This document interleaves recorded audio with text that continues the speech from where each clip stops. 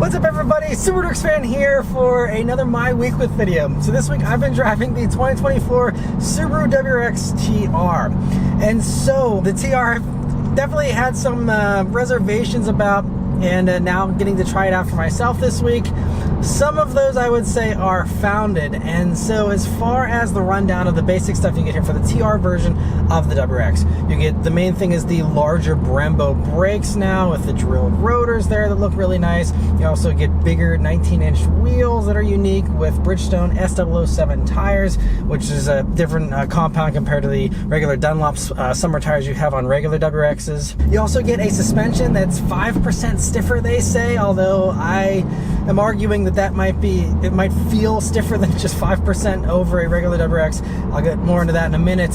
You also have what they say is like more feedback through the power steering system here. There's also a bigger master cylinder for the brakes to go along with that extra bite you get from the Brembos there. And they also delete the moonroof here on the TRs, but those are the only changes here really. Now you also do for 2024 get a few other changes, which I'll get to in a second here, but there's no extra power here or anything. And you know, the thing about the WRX is that, you know, the handling was never something that, in my opinion, needed to be improved. It was already really good, and I think what everyone wanted was just more power, and it seems like they're doing everything but the one thing everyone wants to do. But, I mean, that horse has been beaten dead for a long time now, so I won't, you know, linger on that. But as far as my impressions of these changes for the TR, first off, you know, you also get these Recaro seats. That is the one other thing here on the inside, is you get these Recaro seats, which were previously only available on the WRX GT, and now for 2025, since 2024 is the only model year for the TR, 2025 will bring in the TS version, which also gives you these seats along with the adaptive dampers of the GT with the manual finally.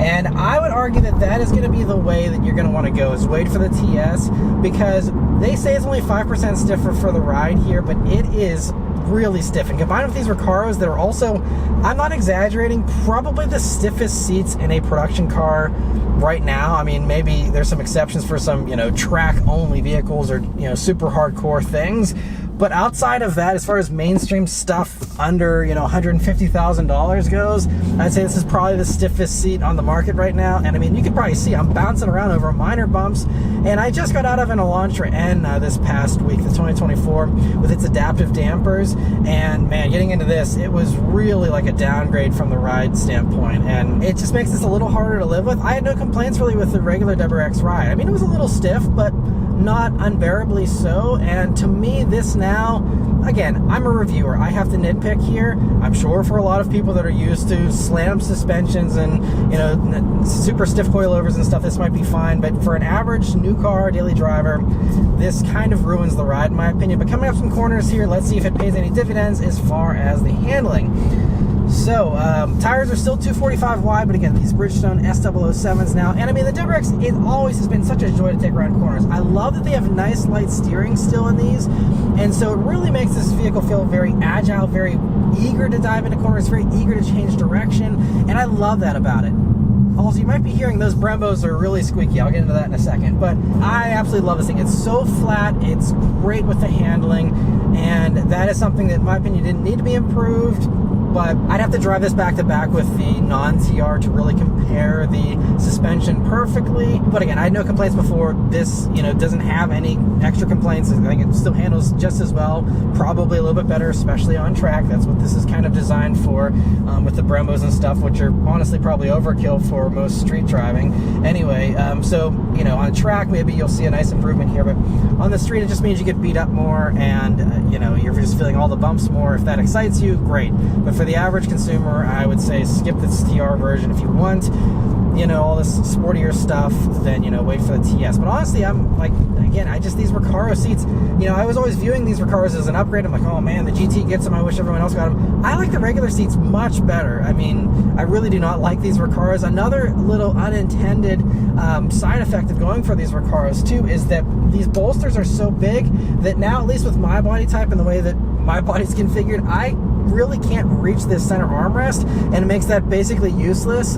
You need like a little extension or a little lift or something, and Subaru used to offer that in their parts catalog. I don't think they do anymore, but this armrest is just way too low to be usable with these seats now. So just another minor gripe there, but yeah, these seats are not super comfortable. They're also Alcantara all the way through with no perforation, which means they're going to get really hot in the summer months here and really make you super sweaty. I really like seats that have perforation. It's a lot better, you know, for the breathability. And so yeah, wasn't expecting to hate on these Recaros, but I do not like them.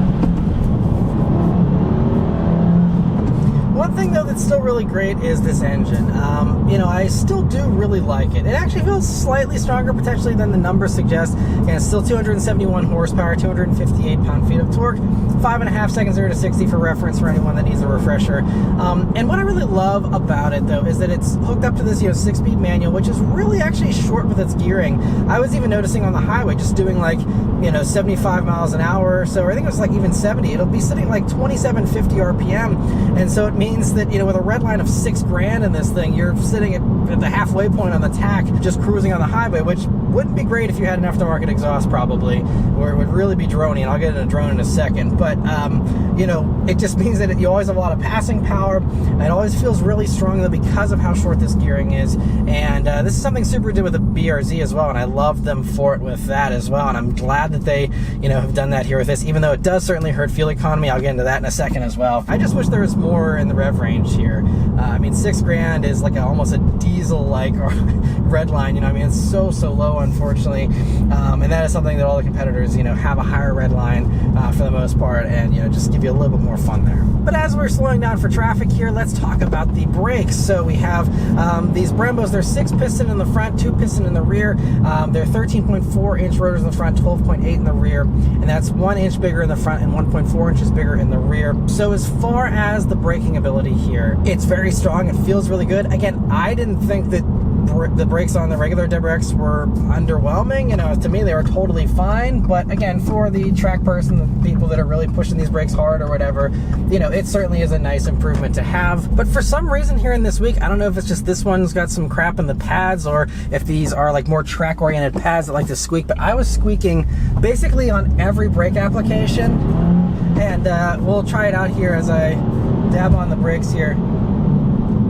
Okay, so now they're not squeaking, so I think it must be like a track pad kind of situation where when they're warmed up a little bit more, maybe they don't squeak. But around town, normal daily driving stuff, they were squeaking away, and especially light braking applications where you really feel it the most. But as far as other annoying noises, though, I mean, I noticed this in the original week that I had with the WRX a couple of years ago, but this exhaust is so droney on startup and before the engine's really warmed up. Now that it's warmed up, you know, it's fine, but man, when you start it up in the morning, it is so droney and bassy.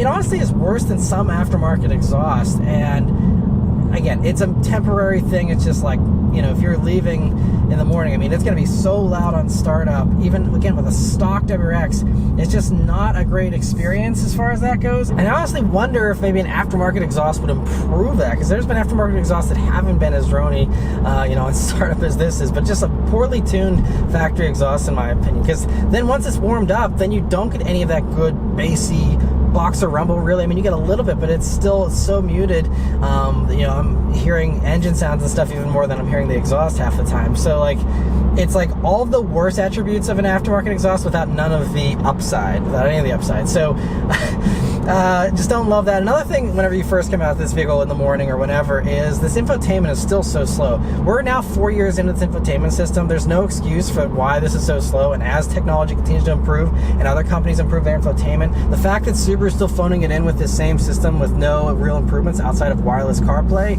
a year or two ago is just underwhelming. I mean, it's still just so slow to boot up as far as, you know, you want to turn on the air conditioning if it's not on automatically already, you know, that takes a few seconds. Turning on the radio takes a few seconds. The transitions for pages and stuff, until this thing is warmed up and you've been using it a little bit, it's just all so slow. And you know, it's just, again, unfortunate that Subaru just in some areas just seems like they just phone things in and they don't do the upgrades they need to do in order to stay competitive, and that's just another example of that. And my last complaint here with the WRX TR is that all 2024 WRXs now get EyeSight as standard, which is the safety system here from Subaru, and they've added the adaptive cruise control. So if you're someone who's wanted adaptive cruise with a manual, you now can have it.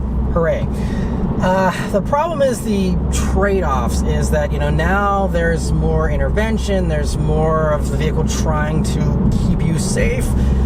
And again, for some people, maybe this won't bother them, but the problem with Subaru's implementation, I've complained about this in every Subaru with eyesight, is that if you don't have the lane departure warning on with the warning buzzer, it illuminates an orange light here on the dashboard telling you that your lane departure warning is off, as if that is like a hazard or something. And even if you have it so that it assists you and like nudges the wheel whenever it feels like you're going off onto the shoulder or something, even then it still has this illuminated. It only goes away if you have either everything on or you have the warning buzzer on. Those are the only two cases where you're not staring at an orange warning light here the entire time you're driving. If you're used to driving around with check engine lights on or something, which is something many WRX owners probably are already used to, maybe another orange light in the dash isn't going to bother you. But again, from an OEM factory kind of standpoint, no one wants to see that. And even if, okay, maybe if it was a white light or something, that'd be better. But an orange warning light, there's the Brembo squeaking. But even, just an orange warning light just is so annoying. Again, every other Subaru has this, so it's not unique to the WRX, but just another, annoyance with this vehicle, unfortunately. One compliment though that I have to give the WRX here is the shifter. In addition to the nice short gearing, the shifter itself does feel really good. It's a long throw, but it's a satisfying mechanical feel to it, and that is something that it is a definite advantage over, for example, the Elantra N. And I'd say it even feels a tiny bit more mechanical than the GR Corolla shifter, and I actually prefer it over the Golf R shifter as well. So it is a pretty good shifter. It's not Honda good, but it's pretty good, and I think, deserves a little more praise than it honestly probably gets. The one other change you do get for 2024 in all WRXs is they've strengthened the floor pan, they say, as well as the rear suspension area has been strengthened. So I'm not sure why they did that exactly and decided to do that randomly in 2024 versus, whenever this new generation came out. I'm assuming they're trying to perform better in crash testing or something, although I believe this is still, a pretty highly rated vehicle as far as the IIHS goes. But, just worth noting, they've made it a little bit stronger, should probably be a little bit safer, and that's a nice thing nonetheless. One thing, though, to note is that you don't have any extra weight, really. Even with these Brembos here on the TR version, they say that it's basically the same weight as what you're going to get on a WRX Limited. So there's no weight penalty for these TR changes. So that is one nice thing for sure. Now, as far as the fuel economy goes, that is one thing that is certainly, worth mentioning here. So in my driving, which was, mostly around town stuff, but I did do a little bit of highway driving as well. But I've been averaging 22.7 mpg. And these are only rated at 19 mpg in the city, 27 on the highway, and 22 combined. So I'm actually hitting over the combined figure. And I honestly don't know how, because again, I was driving this vehicle hard. I mean, I was doing, normal errand running and stuff as well. And again, did a little bit of highway driving, but I'm actually pleasantly surprised. This is much better fuel economy than I got the last time I had a WRX, which was admittedly in the middle of winter, maybe winter gas and stuff playing into that a little bit. But I'm happy that I am getting, better fuel economy than I was expecting. So maybe, it's a little underrated from the EPA. You might be able to overperform those official ratings. So a little bit of good news here as far as that goes. But that's where the good news ends, because the last thing to talk about is the pricing and how it compares to the competition. And that is one area where this is expensive now. So there's really no options for the TR outside of what color you want. And so this, as tested, is $42,775. And, I've said the whole time, ever since this generation WRX has been out, the real value is in the base trim and the lowest trims. Once you get to these higher trims, I don't think you get enough extra content for all the extra money it costs. And again, I'm not the type of person that appreciates the Brembos, the stiffer ride, all that, which I've made very clear. So a lot of these improvements are wasted on me. If 43 grand for 271 horsepower and Brembos sounds like a good deal to you, go for it. I mean, it totally makes sense if that is something that's appealing to you. But if you are just the average enthusiast, it's like, ooh, Brembo is nice. Like, this is an easy package to skip, because you gotta just look at the other competitors, read the room of what else is out there for, similar or less money. I mean, you get some real firepower for 42, 43 grand these days. I mean, you can get a GR Corolla, which is my favorite in the segment. And honestly, if you are a WRX fan like I am, or used to be, I guess you could say these days, it feels more like that old school. It's got a peakier engine. It's a little more raw feeling. You have the diff that you can change, the torque split just like in the old STI. You have 300 horsepower just like the old STI. I adore the GR Corolla, and those, you can get a core even with the performance package, which gives you the limited slip diffs front and rear. Even with that, it's 39 grand. It really undercuts this a lot, and that still has very impressive brakes. It's track ready, and to me, that's several grand less. It's more power. You get that better all-wheel drive system. Just so many other improvements for less money. And even if you go for a premium one, you still come in, I think, right around like 41 grand. And even the circuit edition's like 45 or 46. So you're, really in a close distance to it. And that has like a chopped carbon roof and, some really cool touches to it. And so all day, every day, I'd rather have a GR Corolla. Whether you want to, undercut this or you want to spend a couple grand more for the cooler circuit edition, either way, you're coming out with a better car for basically the same money. The same argument can be made for the Volkswagen Golf R. This is the last year to get one with a manual, and if you are okay with the DSG, you can continue to get these even beyond 2024 here with the automatic. But those also come in, I think, around $46,000, $47,000. Again, that is more than this, admittedly, by a few grand. But again, you're getting 315 horsepower. If you go for the new one in the Mark 8.5, it's going to be 328 horsepower. That's way more power than this has, and it's a really high-performing vehicle. Again, a nicer interior, nicer infotainment, I'd even say as well, even though no one likes the Volkswagen infotainment system, I'd take it over this for sure. More comfortable seats that are heated and cooled, so many extra things that you don't get here in this, and the Golf R is just a phenomenal bargain, in my opinion, these days. So another one worth considering. I also say if, you don't need all-wheel drive, I adore the Elantra N that I had just last week. That car is phenomenal, fantastic. You get adaptive dampers, active exhaust, a ton of customization, great infotainment, really sporty but still comfortable seats, and also you sit like way lower in the Elantra N, so it feels sportier than this. This almost feels borderline SUV with how high you sit in the WRX compared to actual like compact sports sedans these days. And so again, there's just no world where I'd rather have this over Elantra N unless you must have all-wheel drive, in which case I'd bump into a GR Corolla or even a Golf R over this. I like all of the competition better than this. I like it from the value standpoint, and just from the driver standpoint, from every single standpoint. I would pick basically everything that this competes with over this. Now, again, if you really are excited about the Brembos and stuff, I'd still argue wait for the TS, get those adaptive dampers here for the 2025 model year. Probably won't be that much more expensive. Again, if you're talking about still paying this kind of money, but I love the WRX in its base form and in probably the lowest premium one. If you need all-wheel drive, I think there's still a really great bargain at around 30, 32, something under 35. I can see this still having a case be made for it. But once you get beyond that, again, I just think that there are so many better options, and it makes the WRX really hard to justify. And so by extension, this TR version at 43 grand basically just is a really tough sell in my mind. I know the one other thing that people are going to mention though about the competitors is that they're all harder to get, which is true. It seems like, it's hard to get a GR Corolla, it's hard to get a Golf R, they're more rare. So if you're someone who just wants an easy buying experience, you don't care about having the best thing for your money, you can waltz down to a Subaru dealer, probably get a couple grand off one of these,